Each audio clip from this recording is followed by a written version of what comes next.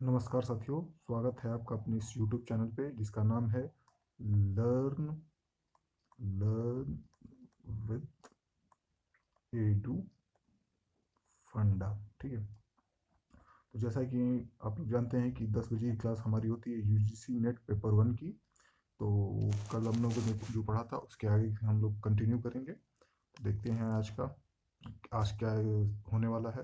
तो आज बहुत ही इंटरेस्टिंग चीज़ होने वाली है कि टीचिंग एप्टीट्यूड के बारे में हम लोग जानेंगे। काफ़ी इंटरेस्टिंग चीज़ें हैं इसमें। तो ध्यान से पढ़ते रहिएगा और वीडियो को अच्छा लगे तो लाइक करिएगा, शेयर करिएगा और सब्सक्राइब तो कर ही दीजिएगा। ठीक है। देखते हैं बेसिक रिक्वायरमेंट्स ऑफ टीचिंग।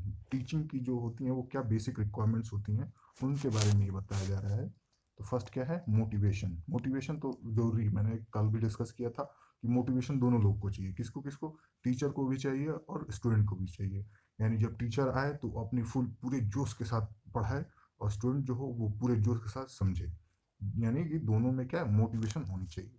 ठीक है। तो देखते हैं मोटिवेशन में क्या है। Voluntary effort to do any work has motivation behind it. Similarly, teaching requires motivated teacher and motivated learners for success of the teaching learning process. मतलब कि अगर जो टीचिंग लर्निंग प्रोसेस को सक्सेसफुल बनाना है, सफल बनाना है, तो इसमें टीचर और स्टूडेंट दोनों को क्या एकदम फुली मोटिवेटेड होना चाहिए। ठीक है। It is the teacher It is the teacher who motivates learner to learn with his aptitude and attitude. ठीक है। सेकंड है मेरा support material. Support material like classroom, board, chalk और मार्कर, लाइब्रेरी, लेबोरेटरी ईटीसी। अब तो मान लीजिए जैसे कि ऑनलाइन क्लासेस चल रही हैं, तो ऑनलाइन क्लासेस चलने में आपको एक फ़ोन, एंड्रॉयड फ़ोन मतलब स्मार्टफोन या फिर टैबलेट या फिर लैपटॉप चाहिए। तो वो भी क्या है, एक स्टडी सपोर्ट मटेरियल है। ठीक है। Is required basically for effective and successful teaching. मतलब अगर जो सक्सेसफुल टीचिंग करनी है, मतलब कि हम चाहते हैं कि हमारा पढ़ाई एकदम सफल हो, तो जो सपोर्टिव मटेरियल होगा वो क्या क्या इसमें आ जाएगा। क्लासरूम आ सकता है, बोर्ड आ जाएगा, चौक आ जाएगा, मार्कर आ जाएगा, लाइब्रेरी आ जाएगी, लेबोरेटरी आ जाएगी, लैपटॉप आ जाएगा, टैबलेट आ जाएगा, फ़ोन आ जाएगा। मतलब जो चीज़ स्टडी को सपोर्ट करेगी वो क्या होगी, सपोर्ट मटेरियल। और ये सक्सेसफुल टीचिंग में हम इस सहायता करेंगे। ठीक है। थर्ड है क्या, objective. Teaching always requires an objective to be fulfilled. Objective of teaching is to justify the service of teaching by making learners understand the lecture delivered in the class by the teacher while using traits of effective communication and other traits of a good teacher. ठीक है। Objective बहुत ज़्यादा important है, क्योंकि अगर suppose करिए आप किसी काम को करने जा रहे हैं और आपका ये माइंडसेट ही नहीं है कि मैं ये काम कर लूंगा तो मुझे ये होगा या फिर वो होगा, तो आप ऑब्वियस सी बात है उस काम में आपका पहले तो मन नहीं लगेगा और वो काम अच्छे तरीके से होगा भी नहीं। तो ये कोई भी काम स्टार्ट करने से पहले हम लोग उसका मोटिव होना चाहिए, ऑब्जेक्टिव होना चाहिए कि मैं ऐसा करूंगा तो ये होगा, वैसा करूंगा तो वो होगा, और मैं किस पर्पज से ये काम कर रहा हूँ और कैसे मैं इसको गेन कर सकता हूँ। जैसे कि सपोज करिए कि आप पीएचडी में एडमिशन लेना चाहते हैं और सोच रहे हैं कि कैसे मैं जीआरएफ कैसे निकालूं। तो ये आपके पढ़ाई का क्या है, एक ऑब्जेक्टिव है, मुझे जीआरएफ क्लियर करना है। जीआरएफ क्लियर करने के लिए आपको फुल मोटिवेटेड होना चाहिए, उस पर सपोर्टिंग मटेरियल होना चाहिए, ऑब्जेक्टिव होना चाहिए, ताकि आप उन सब चीज़ों को मिलाकर अपने जीआरएफ का जो गोल है उसको आप अचीव कर पाए। ठीक है। फोर्थ है हमारा proper channelisation. Teaching should be available in all those streams in which teaching is possible. It requires it's proper channelisation so that maximum learners should avail opportunity of fulfill the right to education. ठीक है। देखते हैं अब इसी चीज़ को ये हिंदी में बोलेगा, मतलब हिंदी में ट्रांसलेट हुआ है हिंदी मीडियम बच्चों के लिए। देख लेते हैं, उसको भी मैं पढ़ देता हूँ।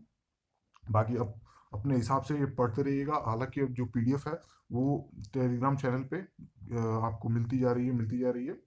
तो आप लोग कोई लोड मत लीजिएगा कि जैसे कि नोट्स बनाने का, क्योंकि मैं ये जितने भी है ये एक क्या बोलते हैं वो कंबाइंड नोट्स है।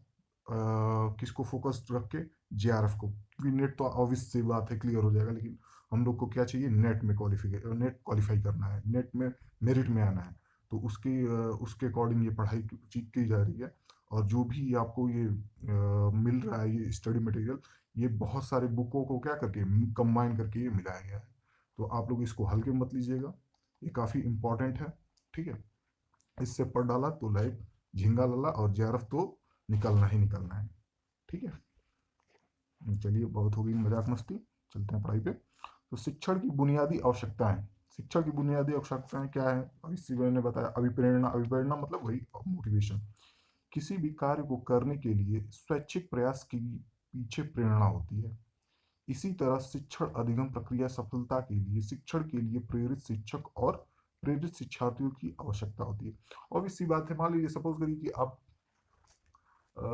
आप मान लीजिए कि हाई स्कूल में थे, हाई स्कूल आपने अच्छे नंबर से गेन किया और आप चाह रहे हैं कि मैथ्स में लेना, मैथ्स स्ट्रीम से आप ट्वेल्थ करना चाहते हैं।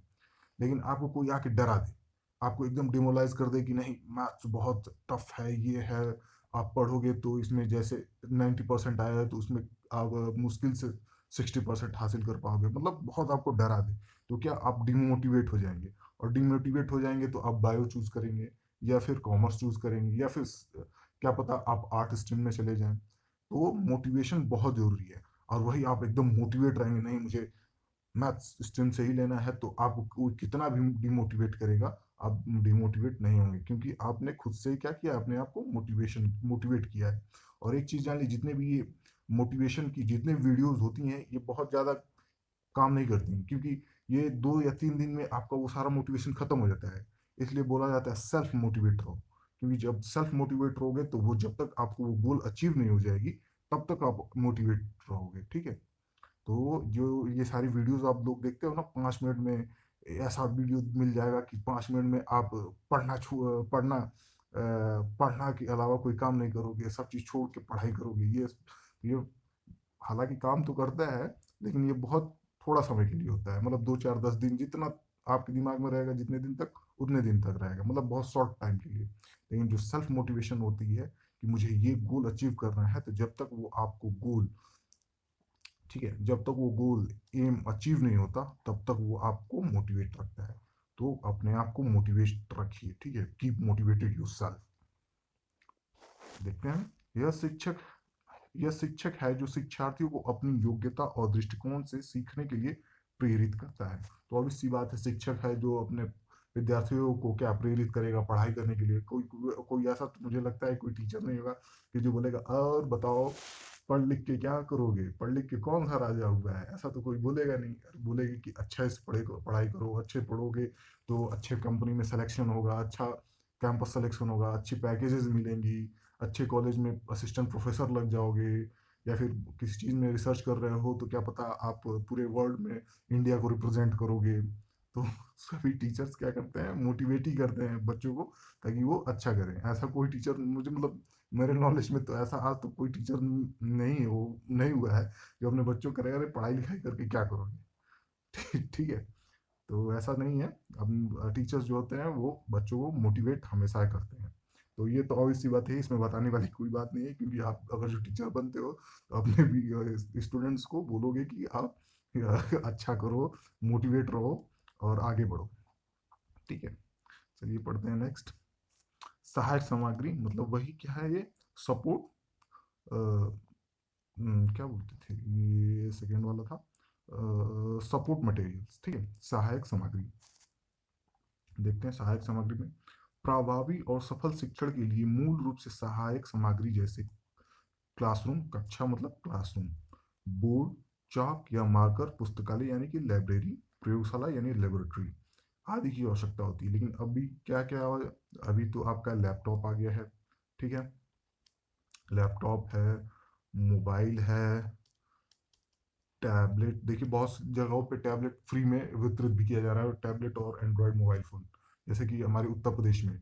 क्योंकि जो गवर्नमेंट है वो वर्चुअली क्लासरूम को प्रमोट कर रही है, ताकि बच्चे कोविड में जो सफ़र किए हैं वो मतलब आने वाले फ्यूचर में कुछ ऐसी महामारी आ जाती है, कुछ ऐसी कुछ ऐसी बीमारी आ जाती है, तो वो क्या उनकी क्लासेस रुके ना ही और वो वर्चुअली अपने क्लास को कंटिन्यू करते रहें। ठीक है, तो ये इसका मेन पर्पज़ यही था कि लोगों को डिजिटल शिक्षा दी जाए, एजुकेशन दी जाए, प्रमोट करें।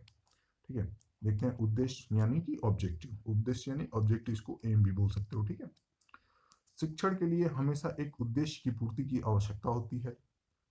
शिक्षण के लिए हमेशा एक उद्देश्य की पूर्ति की आवश्यकता होती है। जैसे कि आपका क्या उद्देश्य है? आपका उद्देश्य है जीआरएफ क्लियर करना।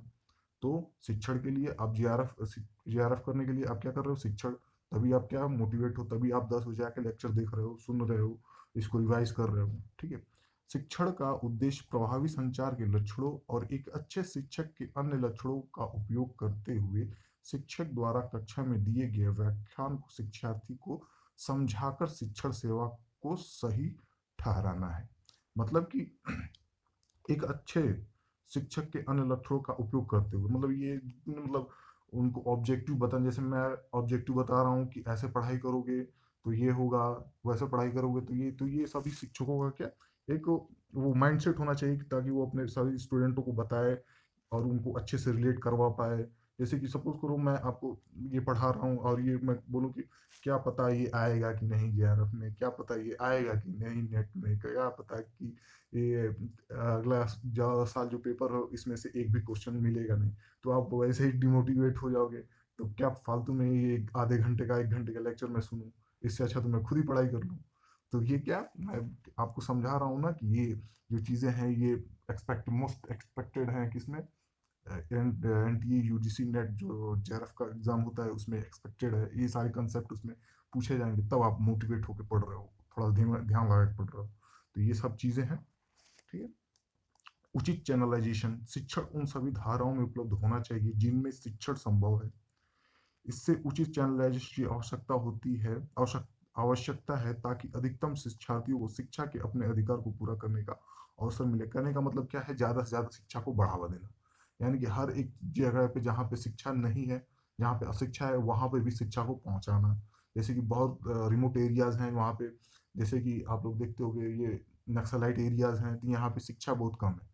इसलिए वहाँ पे जो लोग होते हैं वो नक्सलाइट बन जाते हैं, उनका उनका माइंड वॉश हो जाता है। अगर जो वहीं पे शिक्षा चली जाए, शिक्षा जाके वहाँ पे प्रमोट कर दिया जाए अच्छे से, तो नक्सलाइट नहीं बनेंगे लोग।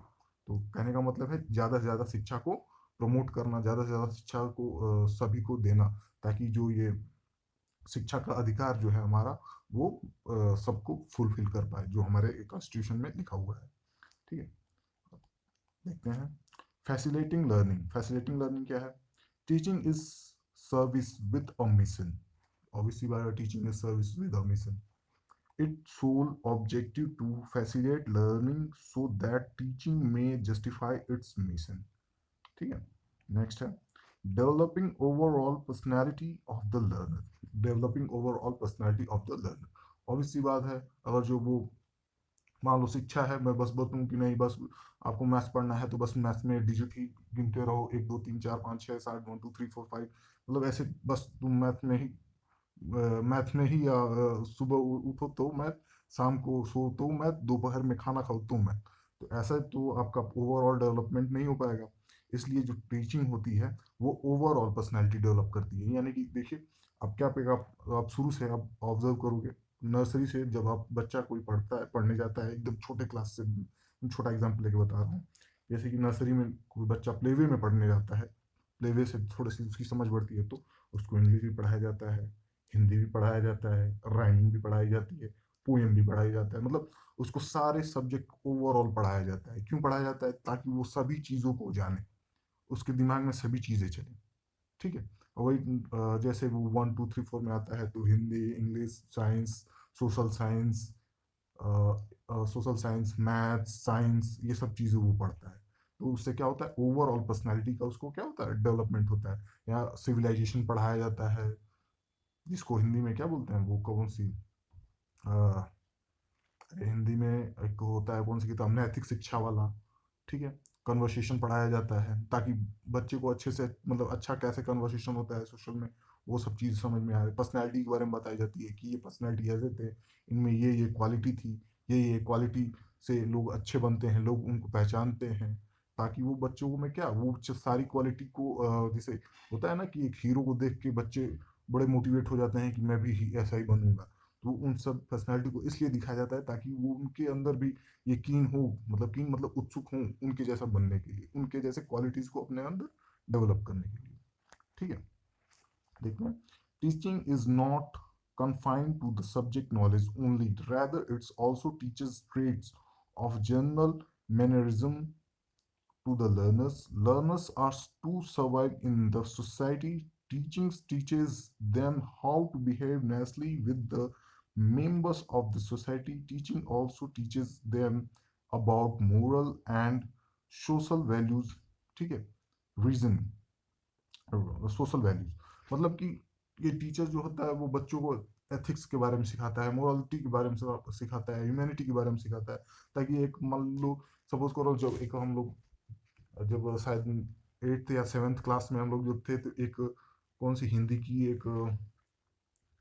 एक स्टोरी उसमें थी कि वो बच्चा बहुत शरारती होता है, और वो क्या करता है कि वो छोटा बच्चा, मतलब वो शायद 5 या 6 साल का जब रहा होगा वो, तो उसमें वो क्या करता है, छोटे छोटे जो पपीज होती हैं कुत्तों के बच्चे को, वो उसके आँख में मदार का वो, जो आप देखते हो कि मदार का पौधा होता है, तो वो उसके आँख में उसके पत्तियों को तोड़ के डाल देता है, और उससे वो सारे पपीज जो होते हैं वो अंधे हो जाते हैं।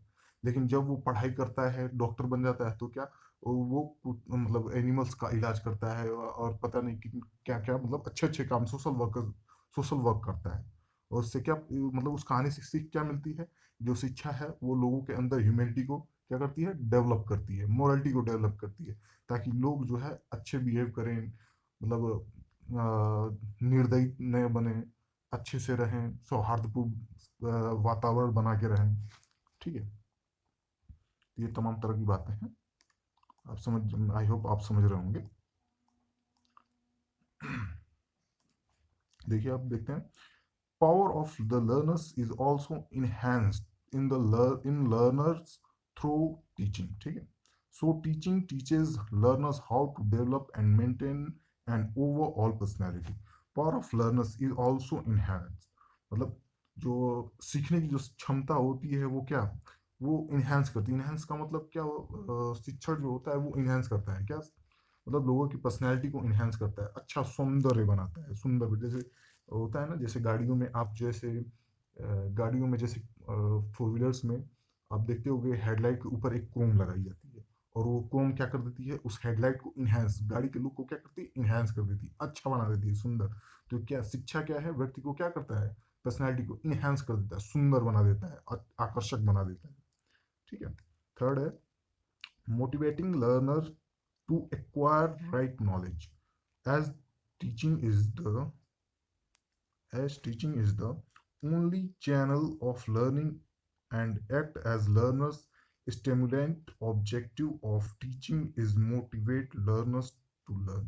मतलब एक देखिए, एक टीचिंग ही ऐसा है जिसके थ्रू लर्नर को मोटिवेट किया जा सकता है, और अच्छे से पढ़ाई करने के लिए, और उसका ऑब्जेक्टिव तैयार किया जा सकता है, उसका एक गोल सेट किया जा सकता है। जैसे कि आप लोग देखते होंगे कि जब बच्चा 5 साल का होता है या फिर 6 साल का होता है, और वो स्कूल मतलब पढ़ाई कर रहा होता है, तो पूछोगे तो वो बोलेगा कभी कि मैं साइंटिस्ट बनूंगा।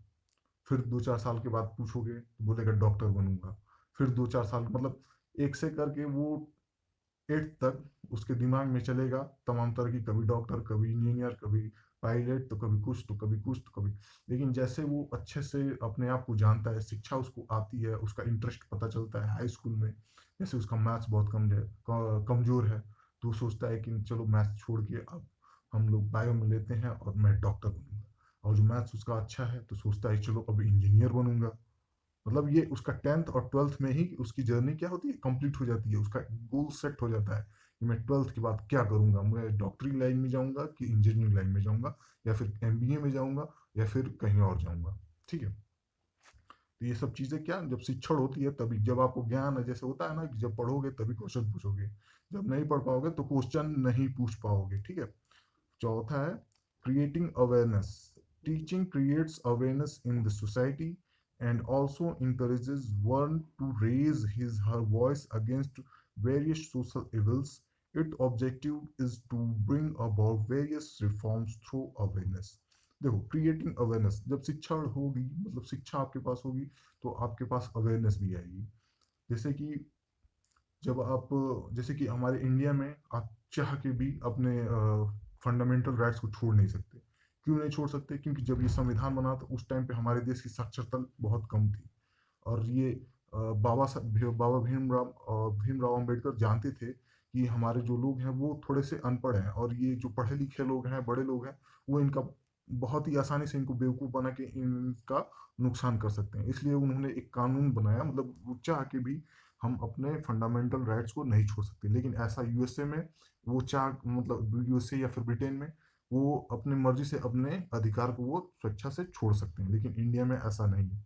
ऐसा क्यों नहीं है? क्योंकि हम अगर जो अपने अधिकार को जान जाएंगे, तो हम जब सब लोग जान जाएंगे तब हम लोग शायद छोड़ सकते हैं। लेकिन अभी हम लोग अधिकार, अभी तो बहुत सारे, अभी भी अपने आसपास आप गांव में देखोगे कि बहुत सारे लोग हैं जो अपने अधिकारों को नहीं जानते हैं। जैसे कि अभी हम लोग किसी चीज जैसे कि मान लो किसी कोई बातचीत आपस में कर रहा है और वो एक दूसरे को तेज आवाज में या फिर गाली गलौज करते हैं, तो वो चाहे तो एक दूसरे पे केस कर सकते हैं। लेकिन हम लोग उसके बारे में अवेयर नहीं है।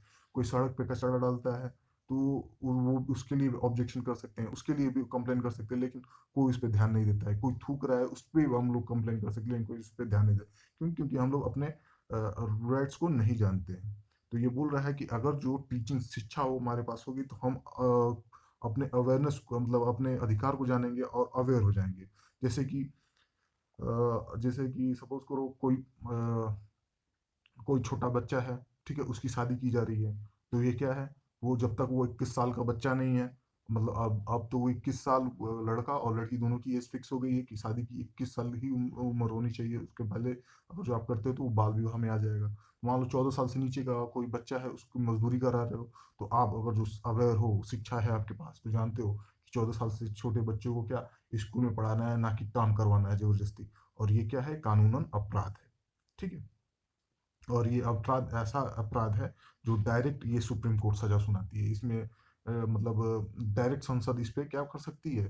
मतलब इस पे दंड का प्रबंध कर सकती है। तो इसमें कोई देखिए, इसमें जो अनटचेबिलिटी है और ये बाल श्रम है, इस पे कोई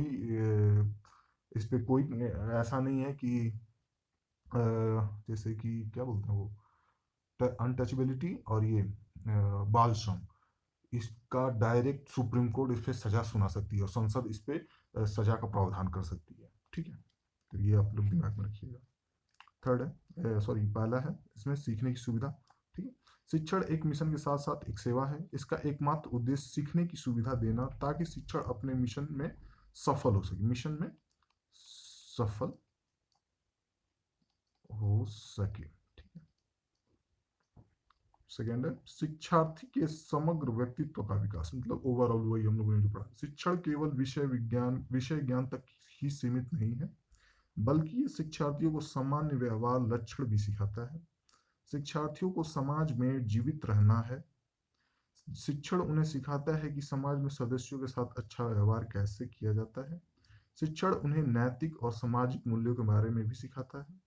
शिक्षण के माध्यम से शिक्षार्थी की तर्क शक्ति को भी शिक्षार्थियों में बढ़ाया जा सकता है। इसलिए शिक्षण शिक्षार्थियों को एक समग्र व्यक्तित्व का विकास और रख रखाव करना सिखाता है। ठीक है। चलते हैं।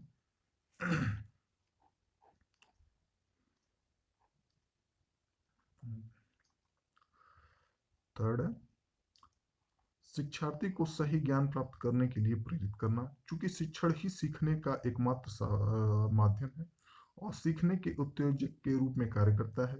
शिक्षण का उद्देश्य शिक्षार्थी को सीखने के लिए प्रेरित करना है। शिक्षण का उद्देश्य क्या है? देखिए, ये इसका कीवर्ड है, थोड़ा सा याद, इसको ध्यान रखिएगा, ये इंपॉर्टेंट है, ये पूछ सकता है। शिक्षण का उद्देश्य शिक्षार्थियों को सीखने के लिए प्रेरित करना है। ठीक है। जागरूकता पैदा करना, शिक्षण समाज को जागरूकता पैदा पैदा करता है और विभिन्न सामाजिक बुराइयों के खिलाफ आवाज उठाने के लिए क्या करता है? प्रेरित करता है। ठीक है। 5 है मेंटेनिंग हेल्दी इंटरेक्शन।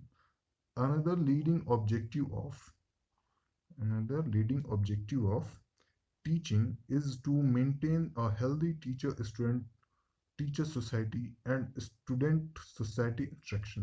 मतलब देखिए, ये कहना चाहता है कि हेल्दी हेल्दी इंस्ट्रक्शन इंट्रैक्शन के लिए, मतलब कि अच्छी संवाद के लिए, ठीक है, अच्छे संवाद के लिए क्या क्या होना आवश्यक है टीचिंग मेंटेन करने के, मतलब अच्छे संवाद, स्वस्थ संवाद के लिए टीचर स्टूडेंट, ठीक है, टीचर सोसाइटी और टीचर स्टूडेंट सोसाइटी, मतलब कि टीचर का स्टूडेंट से अच्छा संवाद हो, मतलब उसका ज्ञान का आदान प्रदान हो, टीचर और सोसाइटी का अच्छा ज्ञान प्रदान हो, और स्टूडेंट और सोसाइटी का क्या हो, अच्छा सा ज्ञान का आदान प्रदान हो, ठीक है।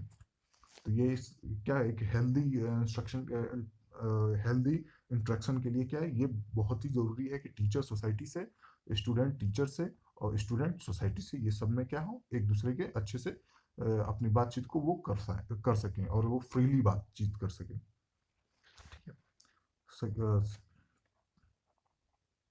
सिक्स है masterizing universalization of education. Objective of teaching is not to confine itself a particular class of learner or particular reason or religion. It works with the objective of universalization of education. This objective of teaching can be effectively fulfilled by teachers, students, and citizens volunteering their services. Seventh है establishing itself a faithful and specialized channel. Teachings always work for stabilizing itself and effective channel of learning process through effective communication and healthy interaction. ठीक है। Third है, sorry eighth है updating the knowledge of learners.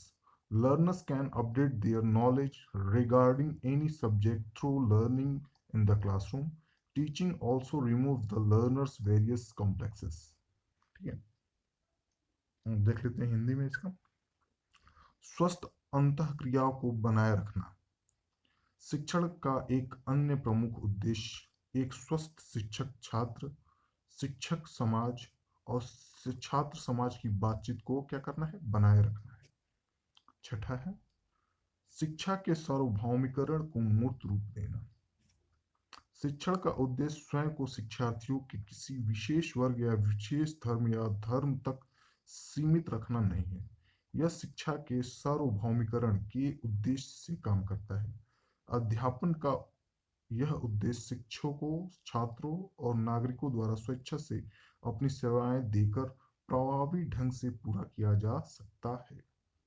ठीक है, देखते हैं seventh number, अपने आप को एक विश्वसनीय और विशिष्ट चैनल स्थापित करना।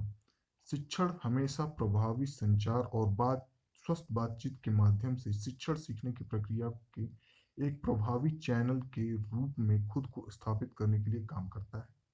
आठवां है शिक्षार्थी के ज्ञान को अद्यतन करना। शिक्षार्थी कक्षा में सीखने के माध्यम से किसी भी विषय के बारे में अपने ज्ञान को अद्यतन कर सकते हैं। शिक्षण शिक्षार्थियों के विभिन्न परिसरों को भी हटा सकते हैं। तो ये था हमारा आज का लेक्चर। आई होप आपको अच्छा लगा हो, और लेक्चर अच्छा लगे तो इसको लाइक करिएगा, शेयर करिएगा और सब्सक्राइब करिएगा। ठीक है, तो मिलते हैं अगले लेक्चर में, तब तक के लिए अच्छे से पढ़ते रहिए। Thank you.